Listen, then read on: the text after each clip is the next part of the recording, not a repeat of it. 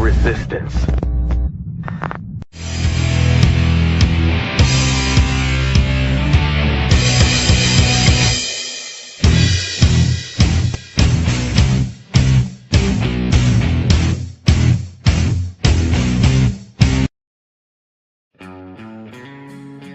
Yes, everybody, this is TinMan TV. Welcome, welcome, welcome. I, of course, am the cold, heartless son of a bitch himself, TinMan, Chris Sheldon, with the Worldwide Resistance Network, where if you are watching this, you are the resistance. And this is Meth Monster Blue, which I'm having with my top ramen. But the Meth Monster Blue doesn't actually exist. That is a fictitious product. Because I don't have any sponsors. Nope, APAC don't give me no money. APAC don't give me no money. And we don't have any corporate sponsors or any of that bullshit. We are the people, by the people, for the people. So if you like these broadcasts, please support us by sharing the live feeds, following us on our various social medias, X, YouTube, Rumble, Facebook, all at REALTWWRN. Check out our online store, RealTWWRN.printify.me. And as always, feel free to join in the conversation. And tonight's topic is, what will life be like in the United States after Donald Trump leaves office? So if you have any thoughts, opinions, insight, please come be a part of the conversation. Comments are enabled. And let's have a nice little chat. And on that note, let's just go ahead and dive right into it. The midterms are coming up. Donald Trump is probably the least popular human being on the planet, apart from people like Fauci, Bill Gates, and BB shit and Yoo-hoo. Yes, I said it. I mentioned one. I'll just say it. Jews.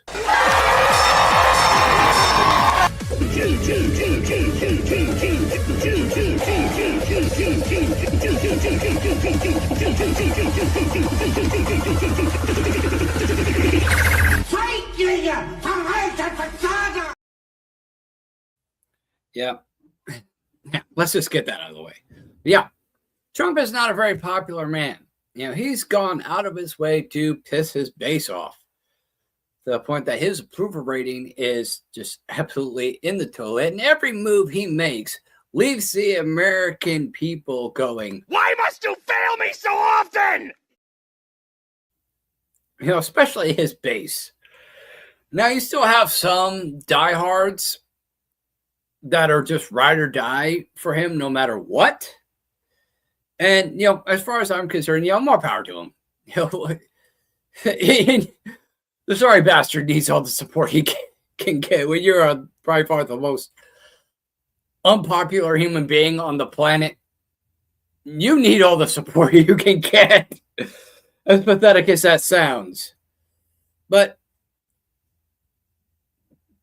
be that as it may, he is wildly unpopular, and that's hurt the Republican Party, which,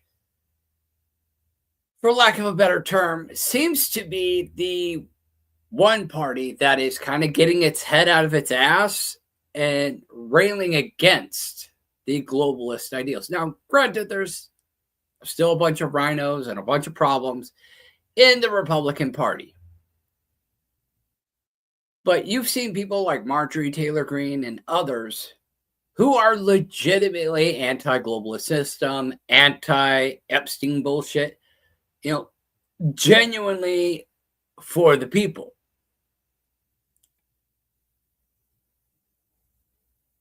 But those people aren't getting in the primaries. You had one, maybe two primary elections where Trump's endorsee didn't get it and just fell by the wayside. And that despite Trump's support. And in fact, it probably was because of Trump's support that they lost the midterm primaries, and now their career is more or less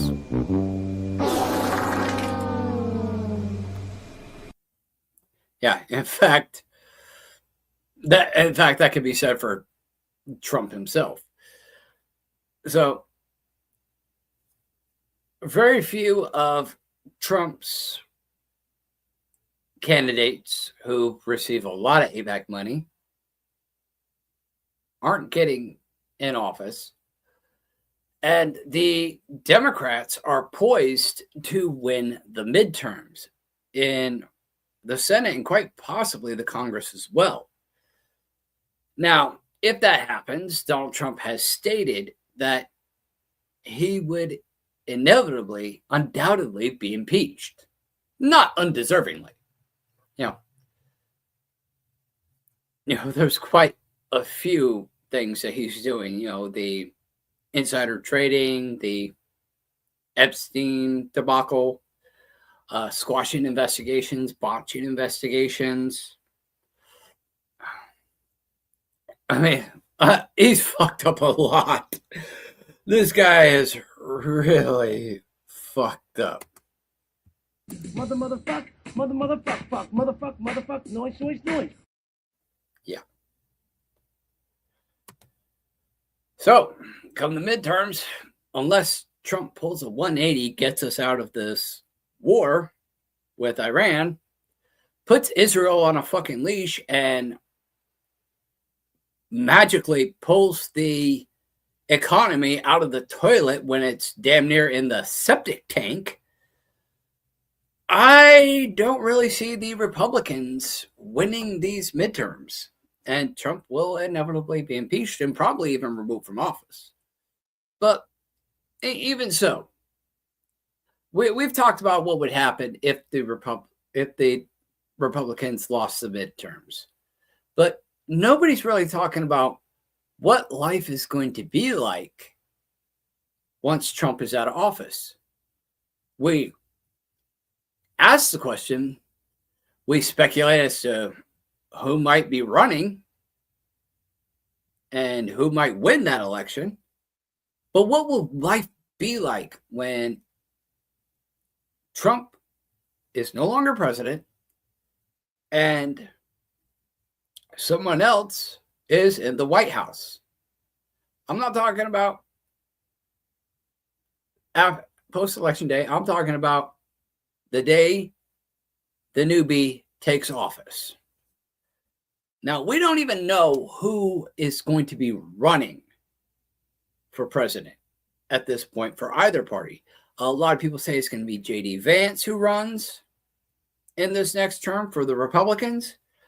And a lot of people are throwing out Cortez as the prime candidate to run on the Democratic side. And probably have Harris as her running mate. Now, I don't know if Harris will try for another presidential run herself, but at this point, it does look like Cortez, AOC, might be the top contender for the Democratic presidential run.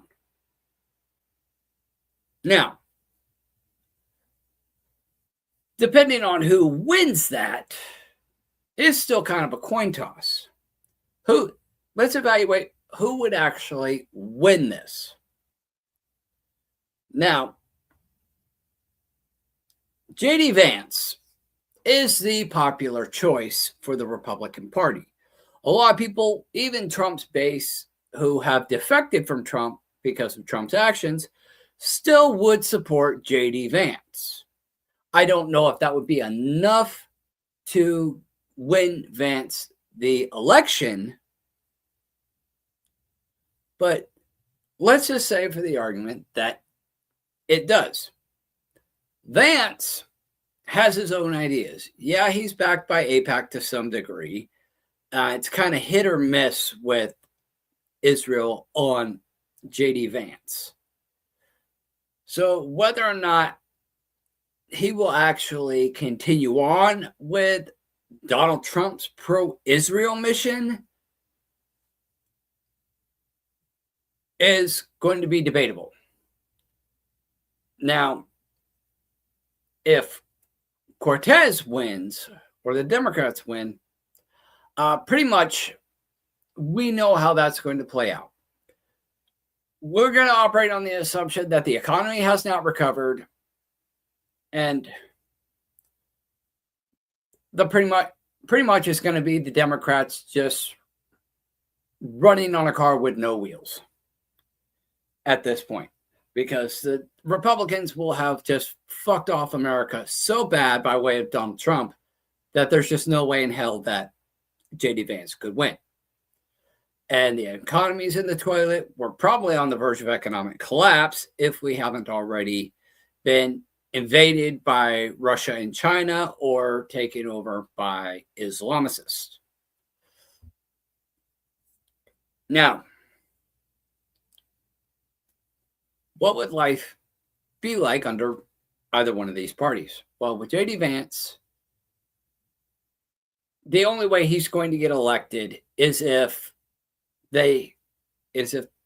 Trump gets us out of this war with Iran and restabilizes the economy in a heartbeat.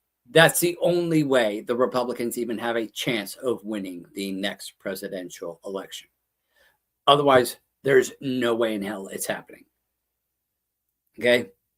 The midterms might be salvageable for the Republicans, but at this point, unless Trump pulls a miracle and gets the Israel lobby under control and on a leash and pulls us out of this conflict with Iran, reopens the strait, and has the economy doing a 180 overnight, the midterms are probably lost. But stranger things have happened. Okay, and with Trump trying to find an off-ramp to this Iranian conflict, it seems legitimate this time around, hopefully. We've heard that before.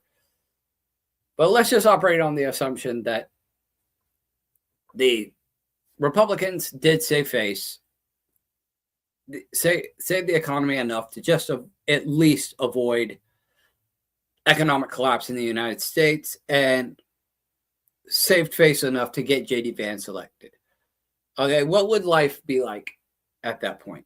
Well, J.D. Vance has not exactly been a strong supporter of the Iranian conflict, so there's no chance of us actually going back over there and re-engaging in this conflict on Israel's behalf.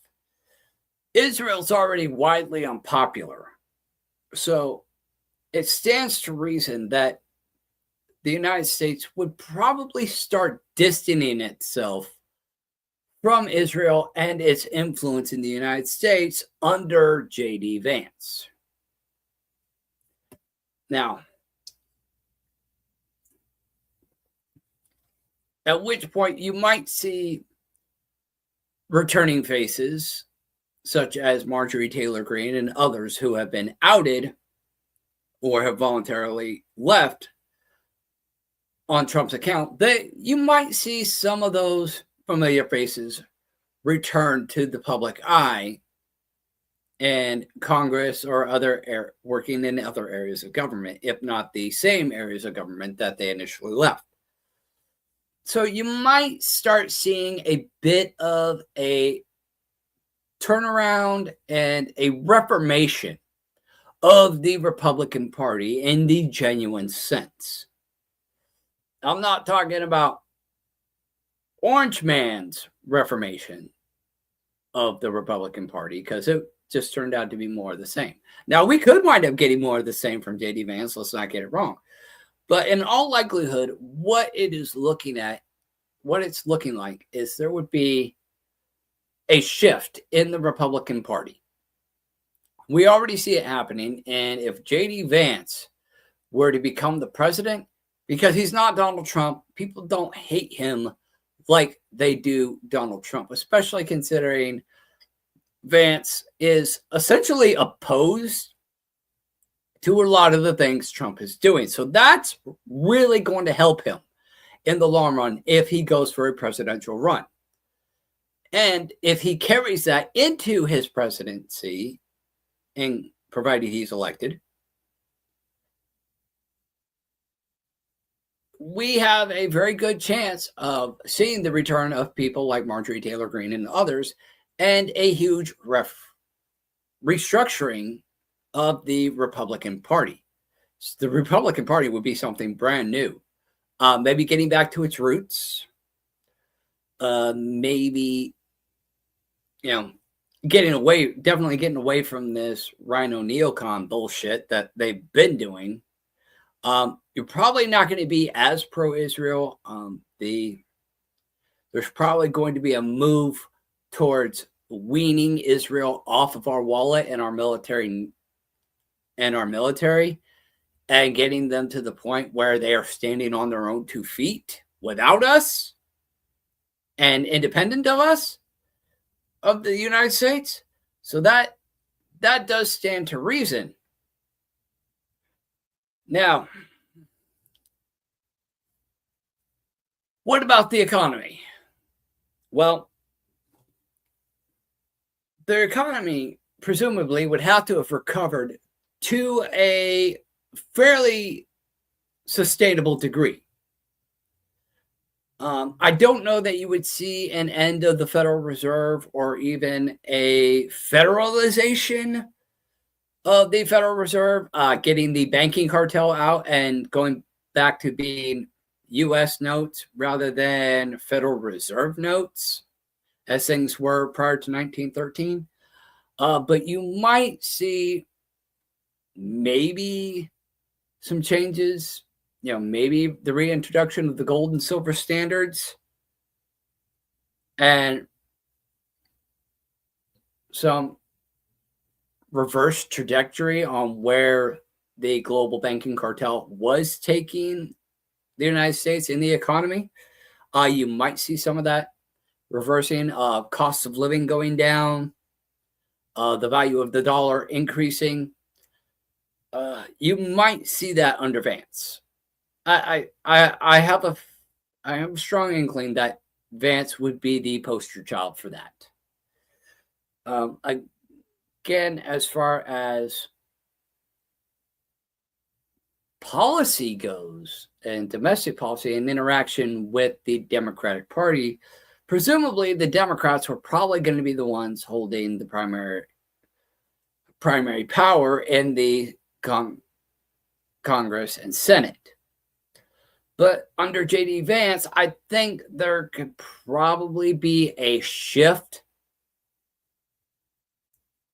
in how things operate, in that the parties wouldn't necessarily be in constant odds with each other. And it could get back to some of the more basics, especially if they streamline policies and just say, okay, a single bill will focus on a single policy and not be thousands of pages long, encompassing multiple policies and ideas across the board. One bill, one policy, one subject would really simplify things. And I think we could probably see a header into that. And at which point it might make things a little easier for the House and Senate to come to decisions based on a subject-to-subject basis, and make things a little more efficient and not as cutthroat. And with the prospective arrests looming over Ilhan Omar and others for the Minnesota fraud issue, you could actually wind up seeing maybe a shift in the Democratic Party as well, because there were a lot of people involved in that. So we might see some new faces in the Democratic Party, and those new faces might be getting back to the roots of what the Democratic Party was back in the 80s and 90s, before it went far left. Because let's be honest, even most Democrats are like, I'm a Democrat, but I'm not for a lot of the shit that the Democrats have been doing. It's like, I'm left, but I'm not far left kind of thing. Which I can respect, but that seems to be the overarching consensus. Which is why we saw such a big turn in the 2024 election that saw Trump elected. Because just a lot of people, even on the left, aren't aligning with the direction that the left was going.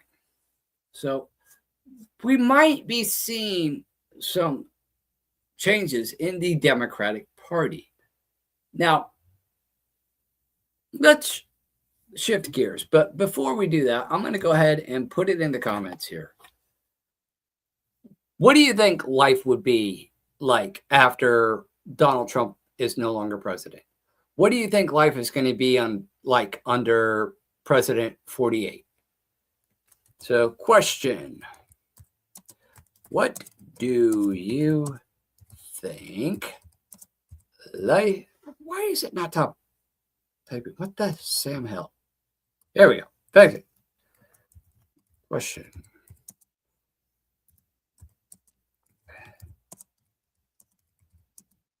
think life would be like after Trump leaves office? Okay, so here's the big question.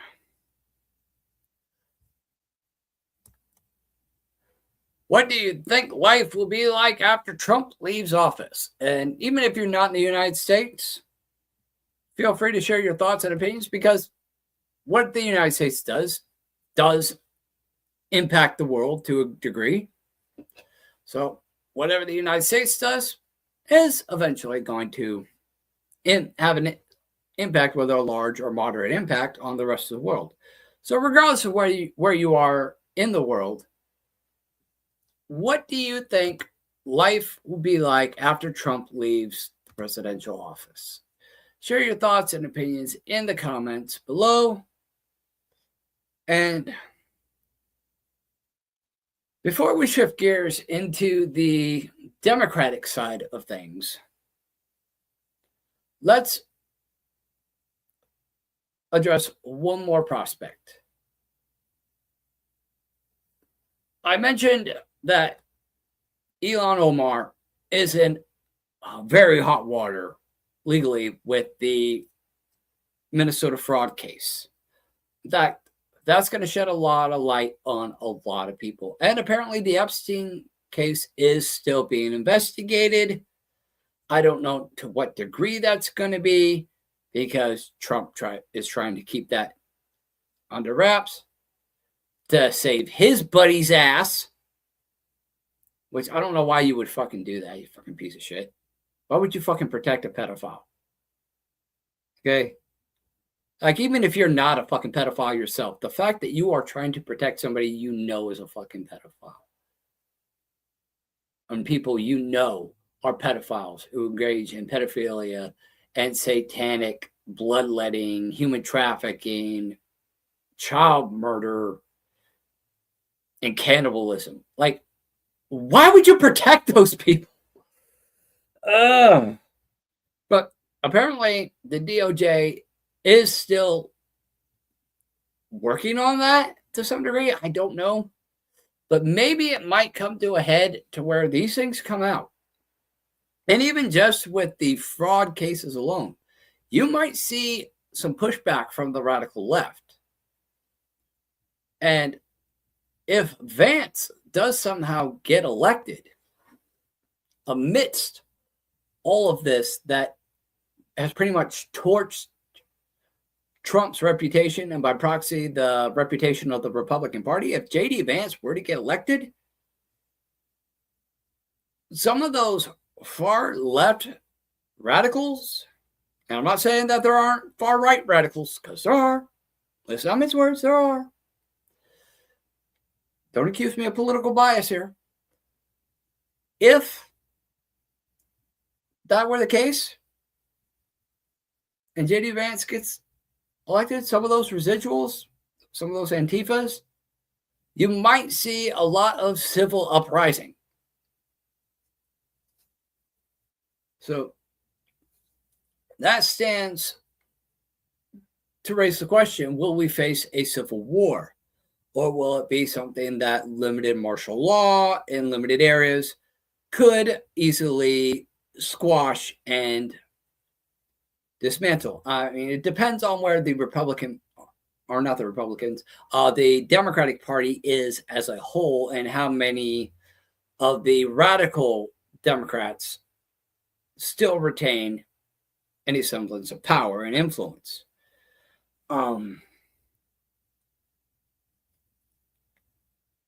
It does stand to reason that there will probably still be some radicalized people that would uprise, and it might be quite a stink at some point. I don't know that it would reach the level of civil war.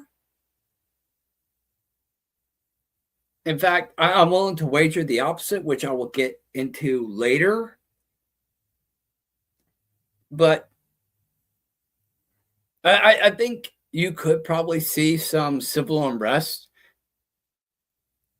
and there would probably be some action taken by J.D. Vance that might be used to trigger a civil war, the whole John Podesta plan and all that. So, he might fall into that trap of the John Podesta plan and a civil war gets sparked. But at this point, I don't know that Democrat radicals have the numbers. I don't think that Antifas really have the numbers to really pull that off at this point. So I think there might be some civil unrest if the Democrats fail to regain the executive branch in the next election cycle. But I don't think it would be anything major. It could be, but again, I don't see the numbers in terms of support for that sort of an ideology anymore. That just, the whole Antifa thing just seems to be kind of dwindling. But on the other side, we're going to go ahead and jump into how things would be under the Democratic side. So we're going to go ahead and take a brief commercial break. And after that, we'll discuss Democratic policy, Democratic ideals, and how Republicans would respond in kind to the Democrats controlling the House, Senate, and executive branch. So, more of that when we come back. See you on the other side.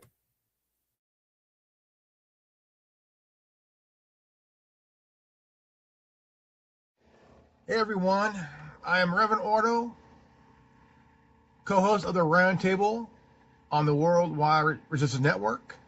Just want to remind you to check me out on Wednesdays for Grey Jedi TV and on Fridays for Grind My Gears.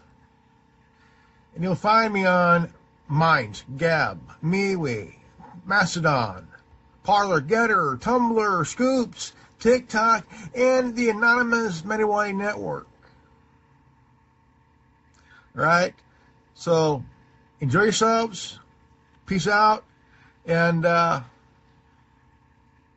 these nuts.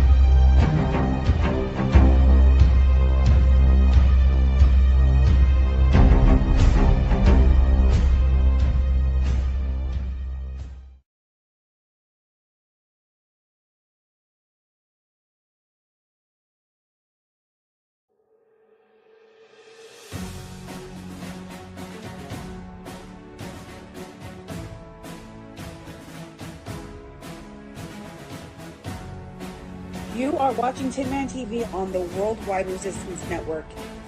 If you are watching this, you are the resistance.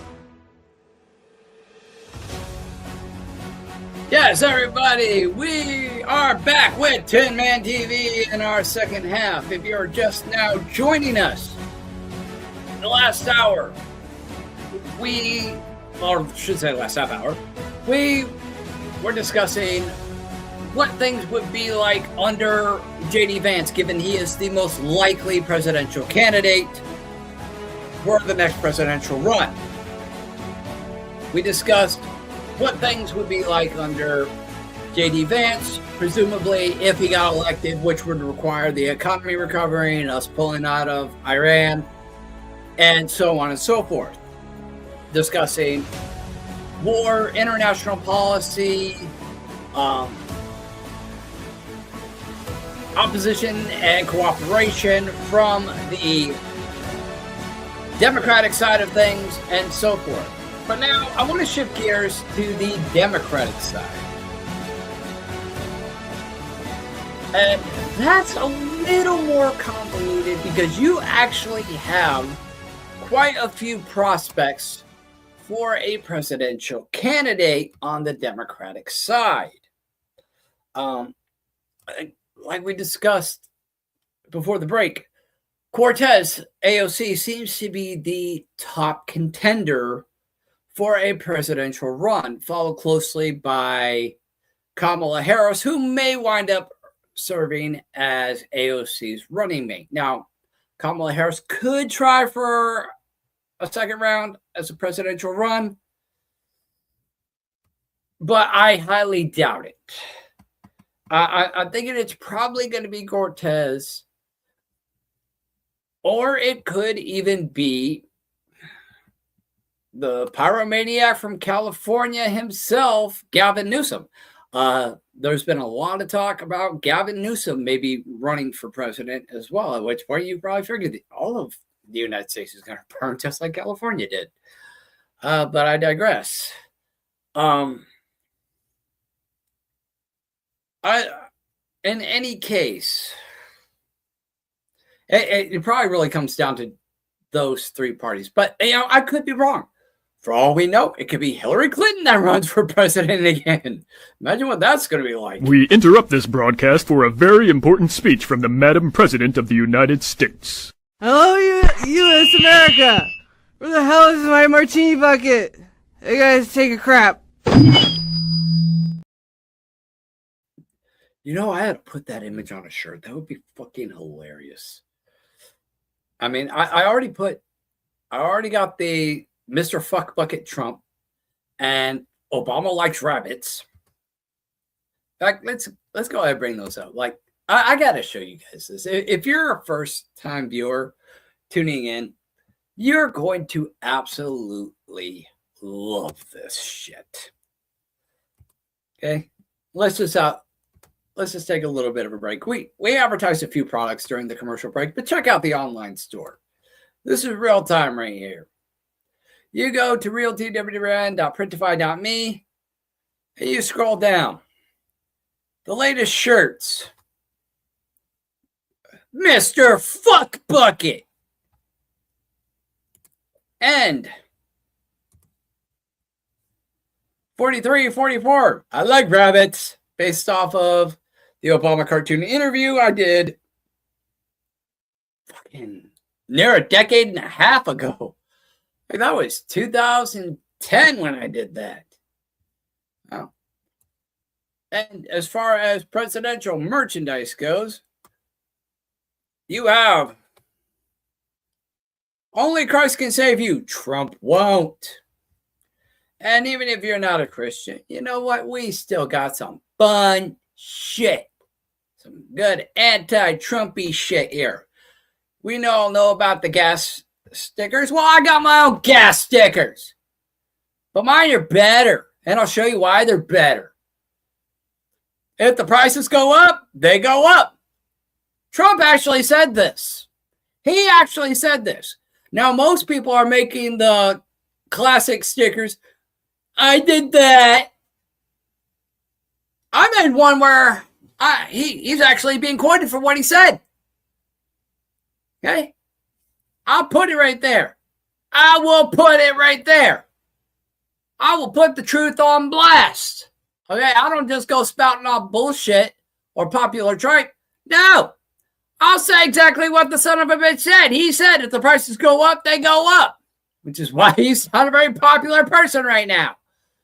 And I got quite a bit more. We got the presidential cabinet stickers, Toad Blanche, Spam Bundy, MAGA oranges, and Lindsey Graham crackers. I'm not taking those down. I'm not taking them down. Yeah. You can get those and so much more at our online store, REALTWWRN.printify.me.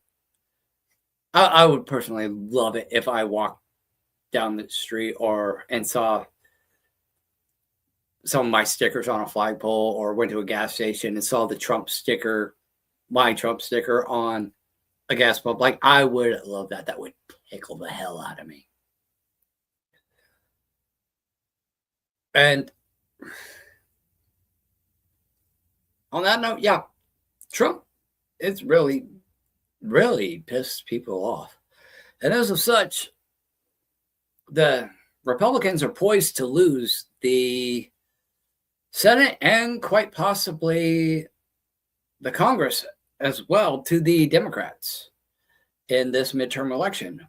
Now, what would prompt the Democrats to win not only this election, but the presidential election? Well, economic hardship, this war in Iran, Israel first nonsense, so on and so forth. Basically everything Trump's been doing since the late Charlie Kirk was unalived. Yeah, we just seen a total shift in Trump ever since that. But, and you could say that's just from bad to worse. You know, I digress at this point. But if things stay the course as they are, we continue on with this conflict in Iran, Israel first, so on and so forth.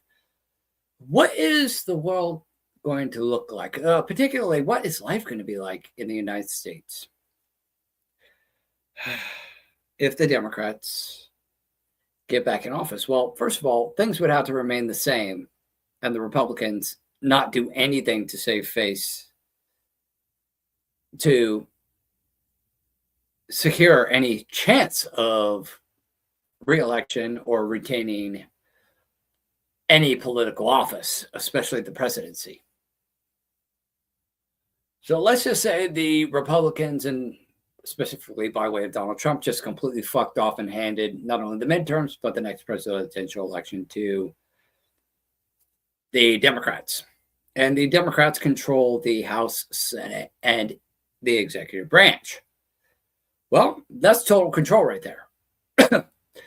And it's something that I don't recall having happened within my lifetime. Maybe it has, and I was just too young to remember. I don't know. But this would be big if the majority control is to a single political party and there is no real opposition in any of the branches of government, and they're all on the same page, it's going to be a free-for-all. Let's not mince words. It's going to be a Democratic free-for-all. The Democrats are going to have a complete free-for-all, free reign to do what they want, pass whatever policies they want,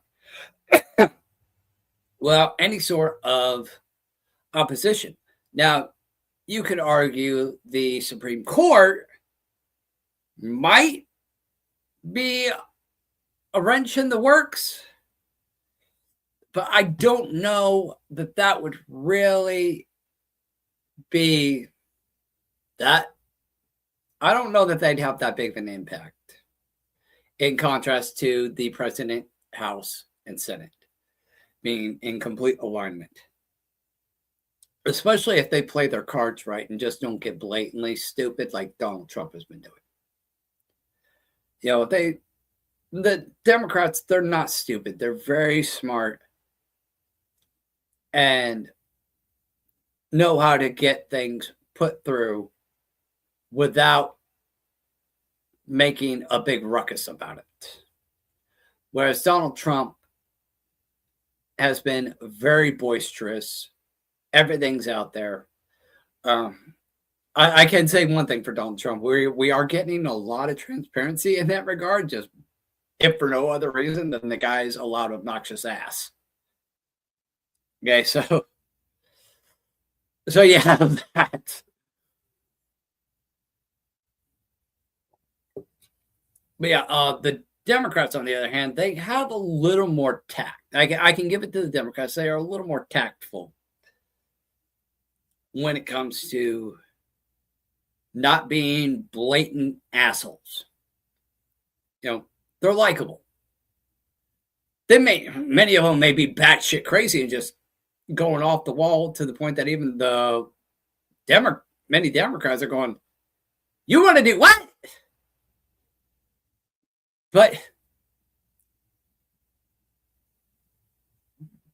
they know how to get people on board. It's like somebody wanting to try some new kinky shit in the bedroom, and their partner's like, "What?" But they know how to fondle your balls and get you rolled up to where you'll try anything new. Okay? They know their shit. They know how to finesse people. They know how to stroke egos and appeal to the masses. And they know how to do it subtly. Whereas the Republicans, to their discredit, are very, very blatant about what they are trying to do.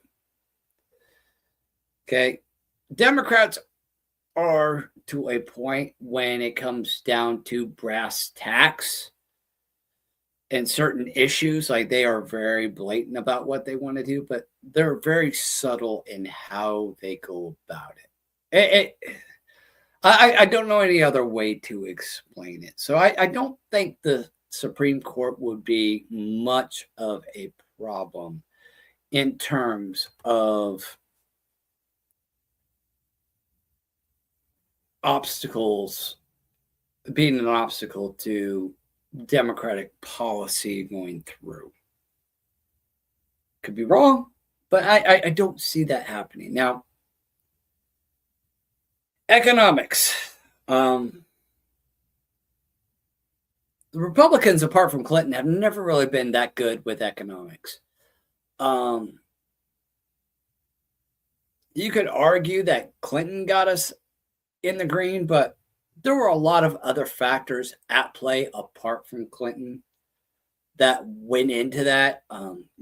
No major conflicts during his 2 terms. You may have had a few bomb strikes here or there, but nothing really major in terms of foreign conflict and expenditures that wouldn't have allowed the United States to prospectively dig itself out of the hole. Plus, you got to take into account, Reaganomics did start to work towards the end and were moderately negatively impacted by George Bush Sr. and his whole attack with the Gulf and his attempts to dethrone Saddam Hussein. But still, it didn't destroy the momentum of Reaganomics after those policies got going and you started to see the turnaround from that. And Bush and subsequently Clinton did capitalize on that and just rode the train home, which was smart. Okay, building on your predecessors and moving forward for the betterment of the country. Okay, great idea. Okay, but I don't really see that happening with the current Democratic Party because, one, they are so opposed to one another, the Republicans and the Democrats, that even if the Republicans had a good idea, the Democrats would be poised to try to find a better idea in order to dethrone the ideas of the Republican predecessors. So I don't see us really riding any good ideas home, provided, anything that the current administration is doing is a good idea.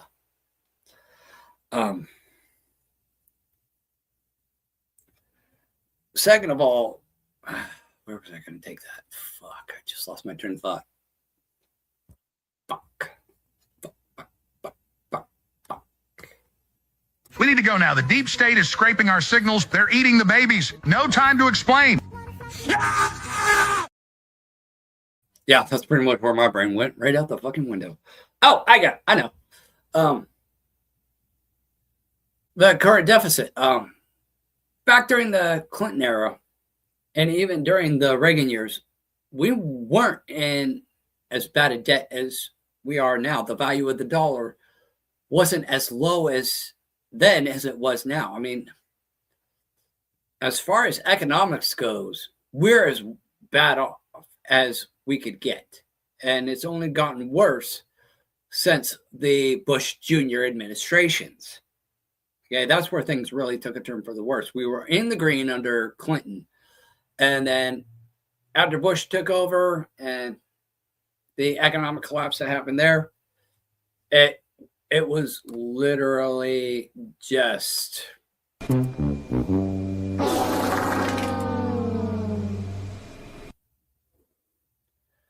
and it's only gone from bad to worse in the past 26 years. So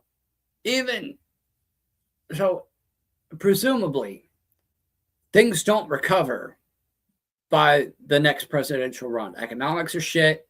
We're probably still in a conflict in the Middle East because of the orange asshole with his head up Netanyahu's ass. Yeah. The Democrats would be inheriting Trump's mess, and it would be like that episode of The Simpsons where Lisa was president. We're still trying to recover from the budget crump left by President Trump. Okay, that would be what the Democratic Party would be inheriting if they won the next presidential election. Because presumably the Trump administration was not able to save face, end the conflict in the Middle East, or recover the economy. Okay, so the Democrats would be inheriting a shitstorm. And there's no mechanism from which the Democrats can ride home on like Clinton did after Reagan and Bush on Reaganomics. We don't have a current Reaganomics system that the current Democratic Party could ride home on. So the Democrats,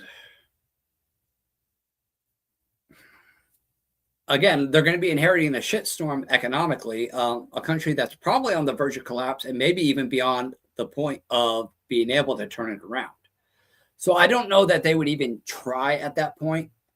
We would probably see the push towards socialism, maybe even just full-on communism, because of the state of the economic system as it is.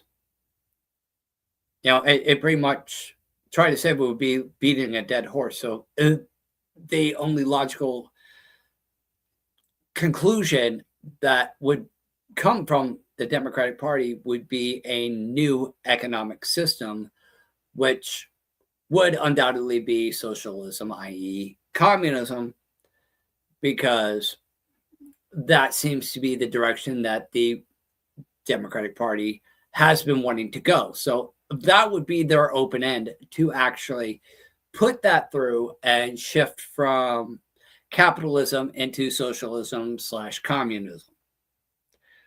And at which point that trickles into domestic affairs. But I'll get to that in a moment. As far as international policy goes, they're probably going to just leave Israel high and dry, be like big boys and stand on your own 2 fucking feet. They're probably not going to have very much to do with any sort of Middle East conflict. They'll probably do what Obama did and work to pull us out of conflicts in the Middle East, which I can say that is one thing to Obama's credit that he did do was, pull us out of those conflicts and just take the lumps and just be like, you know what, we spent enough time here. Everybody come home now. So I think that would be what the Democratic Party would do on the global scale and shift focus back to an America First ideology under the socialist banner, at which point they would probably be moving forward with things like gun control, further defunding the police, and so on and so forth, at which point you would see undoubtedly see a rise in crime, as we've seen in a lot of these democratic areas. You're not really going to see any repairs in infrastructure or anything like that because of no other reason than you're in a financial transitional period. So infrastructure repair is not even going to be a factor at that point. You're going to see a lot of civil unrest because 1, you're transitioning, 2, you're implementing the policies of, defunding the police, corrupt police, blah, blah, blah. Okay. Moving forward with that policy. So you're going to see a lot of civil unrest and degraded infrastructure, undoubtedly. And at which point major corporations will probably be the only ones that survive. Local mom and pop shops and whatnot will pretty well be out of business, but major conglomerates like Walmart, Amazon, Home Depot, anything that would have essentially served as a store would probably go the way of Amazon. And you'd see all of those stores like Home Depot and Walmart supercenters converted into warehouses and shipping distribution centers. Okay, that's probably what you're going to wind up seeing as a result of this civil unrest. You're not going to have in-store shopping. In-store shopping will go the way of the dinosaurs, and everything will effectively be delivery services.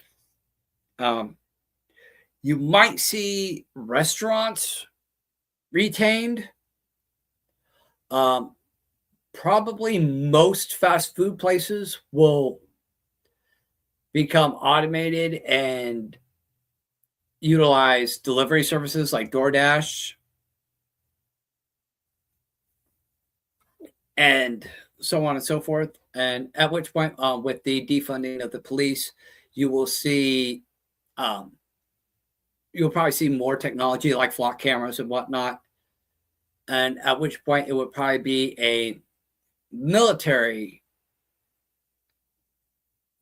police force that you have serving in a domestic capacity, given that the standard police force will have pretty much been disbanded. So you will have Posse Comitatus pretty much be gone at that point. Posse Comitatus will probably be repealed at that point, and limited martial law would be imposed to regain order on a domestic level, deploying the National Guard and maybe even the Marines, depending on military personnel availability across any given service branch. So you would see a domestic militarized police force in a limited martial law capacity. And then once martial law was lifted, you'd still probably have the military on. You would likely still have the military serving as a domesticated police force, just because. And that would be that. And now, here's where the caveat happens. The Republicans no longer have any say. And the vast majority of voters are opposed to far left ideology, whether they be Republican or even Democrat. Most Democrats are not on board with a lot of what the far left is doing. So you would see a lot of Republicans and I would say conservative Democrats joining forces, and there being a lot of pushback, and that would be where you would get your civil war, because there would be a lot of protests, a lot of pushback, and that's where you might see your John Podesta plan, which might actually take place during civil unrest as is. So you'd already have the military serving in a domestic police force capacity, and you'd have the civil unrest, and you'd have people who are not happy with no checks and balances and one party pretty much having total control on a free-for-all, and there'd be an uprising at that point. And somebody left me a comment. I got a comment, Revan. Bro, I'd be happy if Trump left. Oh, I'm sure he would. By the way, Revan, welcome. We're currently discussing what it would be like if the Republicans lost not only the midterms, but the next presidential election, and the Democrats had total control of the House, Senate, and executive branch, pretty much having a free-for-all. All their policies would go through. Infrastructure is pretty much collapsed at that point. Economic infrastructure would probably be gone by that point, because we're already on the cusp of economic collapse. And again, this would all come to a head. Civil unrest, infrastructure collapse, financial collapse, limited martial law being imposed after the police have been defunded completely. And you start seeing pushback from Republicans and not so far left Democrats.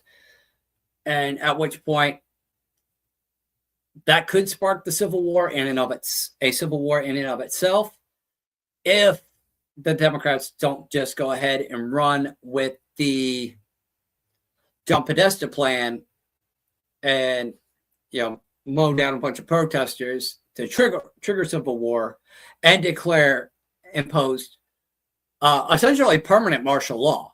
In fact, that would be the most logical scenario for a martial law system, because you have socialism and a failed economy. So you have the transition. Infrastructure doesn't get rebuilt under transition.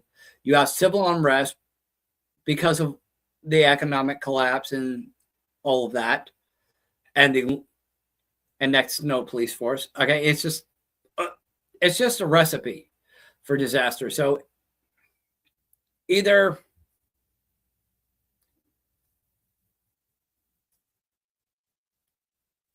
we'll have a civil unrest. In fact, I would say you would definitely have the civil unrest, but it would definitely spark a civil war regardless of whether they went with the John Podesta plan or not. In fact, I'm fairly certain they probably would go with the John Podesta plan, because socialism and a transition is going to inevitably lead to communism, and communism requires control and order. So go from transitionalism into socialism, into communism, into feudalism. under the guise of limited martial law that would never actually be lifted because of a civil war scenario. And Revan said, I was going to do Grey Jedi TV, but I forgot it was only Tuesday due to a long nap. Well, I hope you enjoyed your nap, brother. But what are your thoughts, Revan, on, what would the world be like after Trump? More likely the Republicans would probably win. But J.D. Vance could win it. Maybe if they had another frontrunner. I don't know that a different frontrunner for the Republican Party would actually win the presidential run for the Republicans. I think if the Trump administration doesn't turn it around and the orange man get his head out of his ass or BB's ass, that we are going to face complete economic collapse and the Democrats will inherit the mess. And Revan goes, we need time for healing from dumbassery. Yeah, we do. And the audience can take that however which way, but the only way this country is saved is if, at this point right now, if the Trump administration gets its head out of his ass and turns the economic crisis around. But the only way he's going to be able to do that is, again, getting his head out of BB's ass and putting Israel on a leash and ending these conflicts in the Middle East and getting us the fuck up out of that shit. That's the only way he can turn these economics around. In the meantime, I think that's all I've got. If you have any thoughts, opinions, ideas, please, by all means, share them in the comment section, even after we go off air. And Revan's got another thought. I'll show you that. A few hours ago, just had a chicken enchilada. You bastard! Now I want enchiladas. I'm probably going to go in the kitchen and make some enchiladas now. Thank you, Revan. Yeah, I'm going to go ahead and put some enchiladas in the oven. We normally say we're going to put the turkey in the oven, but fuck that. I'm going to put some chicken enchiladas in the oven. Yeah! So, on that note, keep the conversation going. Tell us what you think the world is going to be like after Trump gets out of office. Whether you're for the Democrats or whether you're against the Democrats. What do you think life's going to be like, for better or for worse? Share your thoughts and opinions. We'd love to hear from you. We love to engage with you. Even if we're offline, we'll still engage with you. So share your thoughts, opinions, insight in the comment section. And tune in tomorrow on the Anonymous Republic Network. That's Revan's channel for Grey Jedi TV. And he says that'll be about 5 o'clock Pacific Standard Time. So tune in tomorrow on the Anonymous Republic Network for good old Revan Ordo and his Grey Jedi TV. And then Friday for his Grind My Gears segment, along with every other video he posts throughout the week. And I will see you next week for another roundtable on Monday night, 8 p.m. Central Time. And until then, again, keep the comments going. And Revan just said that for his show tomorrow, he was going to talk about the 10 mil bounty on Baron Trump. That's a good topic. Fucking go for that.